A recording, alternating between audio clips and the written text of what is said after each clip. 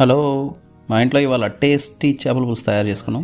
ఎలా తయారు చేసామో మీరు ఒక లుక్ వేయండి. కళాయిలోకి మెంతులు, జీలకర్ర, ధనియాలు, చెక్క, లవంగాలు, యాలకులు దోరగా వేయించి మిక్సీ పట్టి పక్కన పెట్టుకోవాలి. ఎండు కొబ్బరిని కూడా విడిగా వేయించి మిక్సీ పట్టుకొని పక్కన పెట్టుకోవాలి. తర్వాత ఉల్లిపాయలు, మిర్చి, పుదీనా ఆకులు వేసి మెత్తబడ్డాక అందులో అల్లం, వెల్లుల్లి వేసి మెత్తగా పేస్ట్ చేసుకోవాలి. ఇప్పుడు ఒక 3 స్పూన్ ఆయిల్ వేసి పేస్ట్ పచ్చి వాసన పోయే వరకు వేయించి అందులో రుచికి సరిపడ ఉప్పు, కారం, పసుపు,